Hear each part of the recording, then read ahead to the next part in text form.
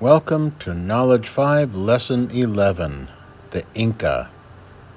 Machu Picchu, a lucky discovery.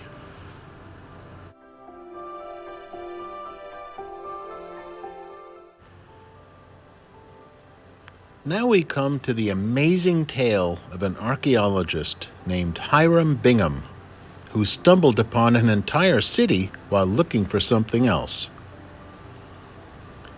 Hiram Bingham was interested in learning more about the Incas' struggle against the Spanish invaders.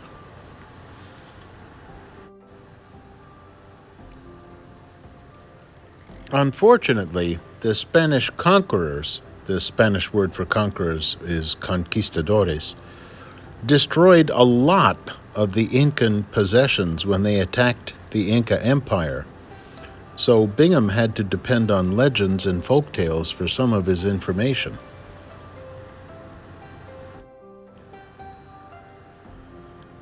One of these legends told that the last Inca emperor, Manco II, had built a city called Vitkos, using it as a headquarters to fight the Spanish invaders. The old story hinted that Vitkos might be down the Urubamba River toward the jungle in the area now known as Peru, South America. Peru is high in the Andes Mountains, which include some of the world's tallest, most challenging peaks. Bingham decided he would begin his exploration for information in the ancient city of Cusco. His only other clue about Vitkos was that the city was said to have been built where a huge white rock overlooked a pool in a river. Of course, Bingham didn't know if all of these so-called clues and legends were true. There might never have been such a city. Bingham went looking for Vitkos anyway.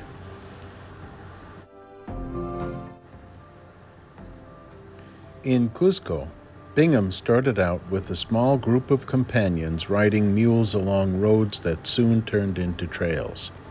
One night, the small travel party camped near a river. A bit later, a stranger appeared unexpectedly. He was a local police sergeant whose tiny house was nearby. "My name is Arteaga," he said, holding out his hand, and Bingham shook it, replying, "I'm Hiram Bingham." When Arteaga heard of Bingham's interest in old ruins, he said, "Señor, I have heard of some ruins. If you like, I will take you there. However, it will be quite a climb." Bingham answered, "If you can take me, I can get there." They set out the next morning while the rest of Bingham's companions waited behind, not wanting to climb dangerous slopes because they were worried that the rumor of ruins was not true.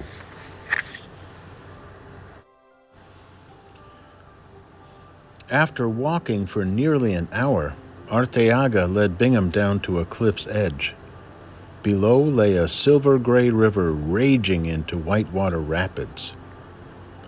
Bingham could hear it roar as it raced along below. "Urubamba River," said Arteaga casually. "We're going there." He pointed to a shaky-looking rope suspension bridge with wooden slats that looked as if it would collapse under the weight of a bird. Bingham took a deep breath and started out onto the bridge. He picked his way across carefully, testing each board before he put his weight on it and praying the ropes would hold.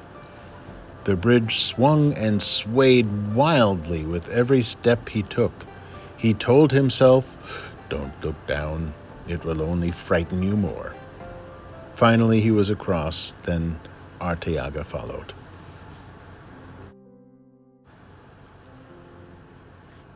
For hours, they walked on through dense forest. They came to an open spot where some Incas lived in huts and grew food on narrow, level strips of land called terraces. These terraces, carved into the mountainside by their Inca ancestors, had been used this way for centuries. Arteaga and Bingham shared lunch with these people in a hut. It was clearly an important occasion for their hosts, who seldom saw visitors. After lunch, Arteaga and Bingham climbed an additional 1,000 feet and emerged from the trees onto a level place. Although vines and bushes covered much of it, he could see stone walls had been built to make more terraces. Looking beyond, he saw a remarkable sight. "Look, Arteaga!" he shouted. Spread out across the mountaintop lay an enormous set of stone buildings. Their wooden roofs long since gone, but their carefully fitted stone walls still standing.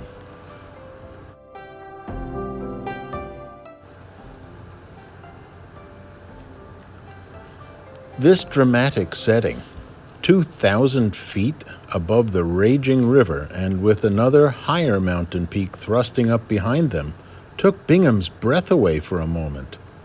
Arteaga asked, "Señor, is this your lost city of Vitkos?" "I do not know," Bingham replied, "but whatever it is amazing."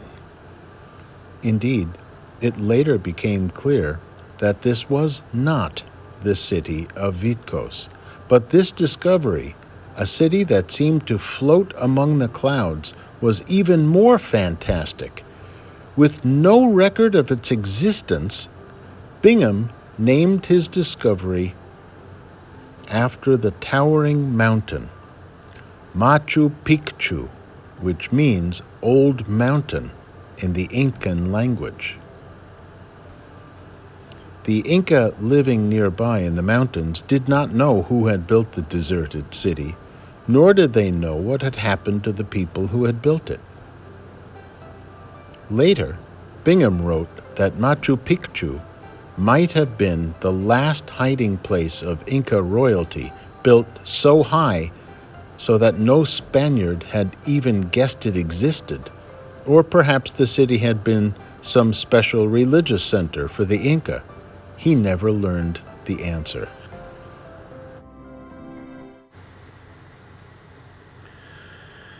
A few weeks after reaching Machu Picchu, Hiram Bingham stood above a watery pool next to a huge white rock that was carved with Inca designs.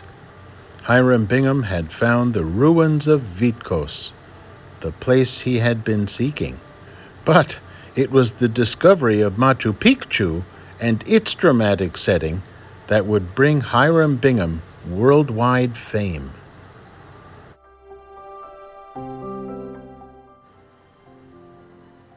As for Machu Picchu, its beauty remains today.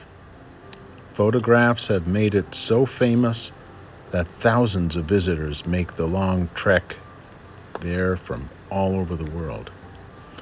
Machu Picchu has been chosen as one of the most important historic places for people to preserve and care for in the whole world. Scientists found evidence that cleared up the mystery of Machu Picchu. We now know that Machu Picchu was used as a summer capital for earlier Inca emperors, where the royal court would go in the hottest months. Maybe someday you will be an archaeologist who finds answers to mysteries like the mystery of Machu Picchu.